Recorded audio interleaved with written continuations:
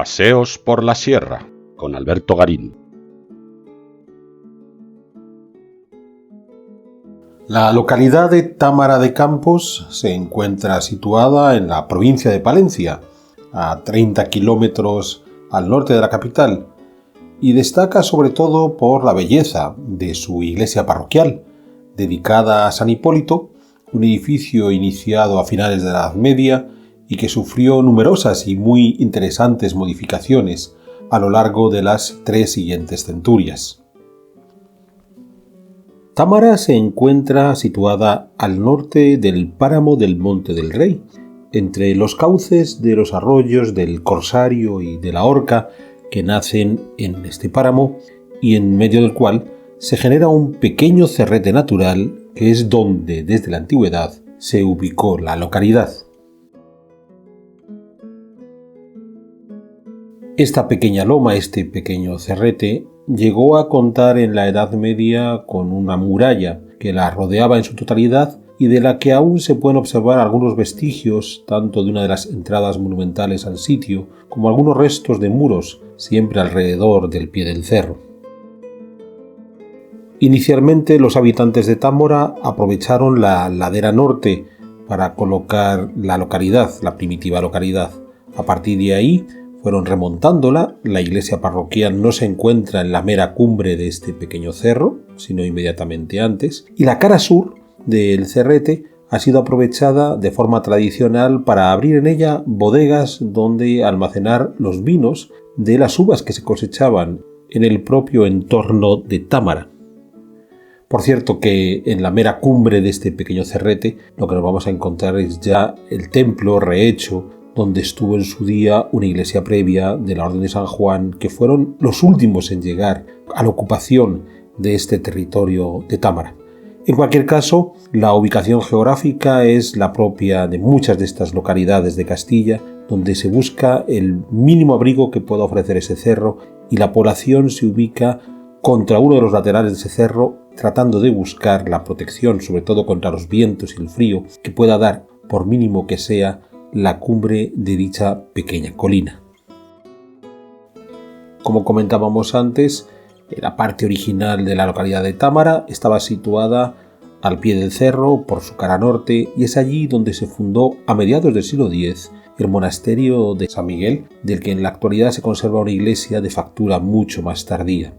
El objetivo de la fundación del monasterio era repoblar este área de la comarca de Campos, en este norte del valle del río Duero, puesto que en ese momento de la Reconquista este Valle del Duero seguía siendo una zona fronteriza y en cierta medida un tanto arriesgada, de modo que los reyes propiciaban la instalación de órdenes religiosas que al tiempo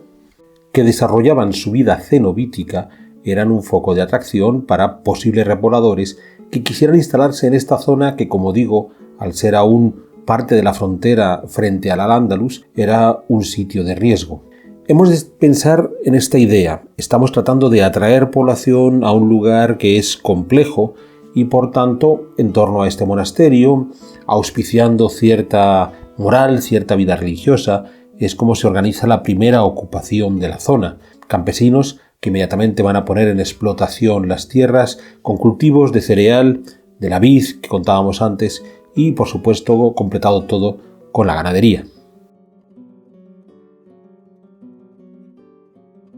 Pero más allá de esta repoblación de mediados del siglo X, Támara tiene otra singularidad y es que en la primera mitad del siglo XII pasó a formar parte de otra estructura jurídica para el control y ocupación del territorio muy singular llamada la Comunidad de las 9 Villas de Campos,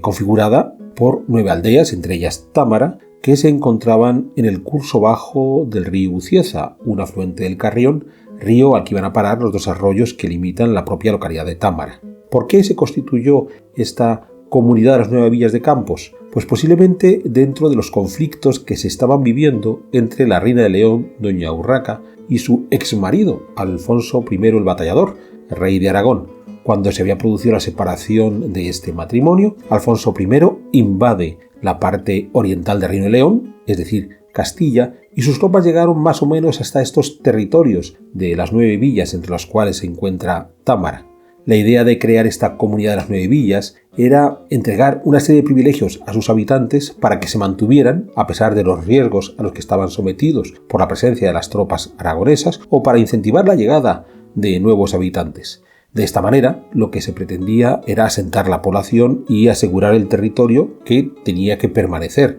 bajo la corona de la reina Urraca. Es curioso porque esta comunidad terminó por consolidar toda esta estructura jurídica años después, cuando Alfonso VII, el hijo de doña Urraca, les va a entregar un fuero en 1152. Es cierto que el documento que contiene este fuero presenta algunos inconvenientes que nos pueden llevar a pensar que es una corrección posterior hecha a memoria de un documento previo, pero en cualquier caso lo que el fuero contiene sí que parece ajustarse a esa serie de privilegios que en un momento dado se le entregaron a los habitantes de esta zona de Tierra de Campos para, como decíamos hace un momento, asegurar la población en este territorio. Y también es cierto que para 1152 los peligros derivados de los ataques de Alfonso I el Batallador ya habían desaparecido, por un lado, porque había muerto este rey, pero es que antes de su muerte ya había firmado un tratado de paz con Alfonso VII, precisamente en esta localidad de Támara, donde recuperaban las viejas fronteras entre los reinos de León y en aquel caso el reino de Aragón. Lo curioso es que los privilegios recogidos en este fuero muy rápidamente se irán perdiendo. A finales del siglo XII, la Orden de San Juan del Hospital se convierte en señor de Támara. Prueba de ello es la construcción de la primitiva iglesia en la cumbre del cerro, hoy sustituida por un templo posterior. Y más adelante, a pesar de que los habitantes de Támara, como los de las otras 9 villas, van a tratar de recuperar sus viejos privilegios, progresivamente van a ser entregados a diferentes señores que van a ir ocupando el territorio y aprovechando para imponer su autoridad sobre él mismo.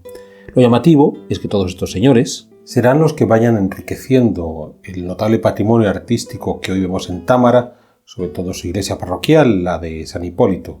Recordemos, de partida tenían propiedades en la localidad aquellos monjes de San Miguel que se mantuvieron durante toda la Edad Media y la Edad Moderna, más tarde los hospitalarios de San Juan, que fueron los principales señores de la villa hasta bien entrado el siglo XVIII, pero incluso había otros, como los marqueses de Aguilar, que también tuvieron ciertos dominios sobre Támara.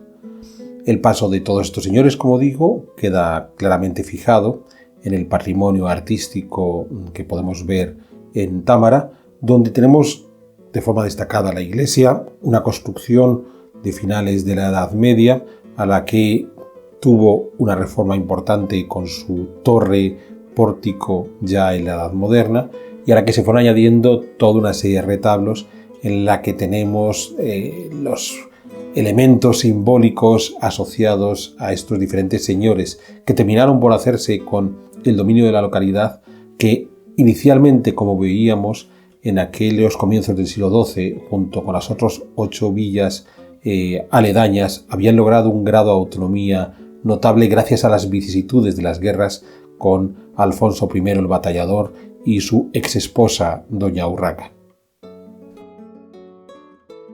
Esto no quita para que esta historia de la comunidad de las 9 villas de Tierra de Campos ya fuera algo claramente olvidado cuando se llevaron a cabo todas estas obras artísticas que hoy forman parte del patrimonio de la localidad de Támara, y solo ha sido los historiadores buceando en los archivos donde han sido capaces de reconstruir este periodo de cierta autonomía jurídica tan singular que los habitantes de Támara tuvieron durante el siglo XII.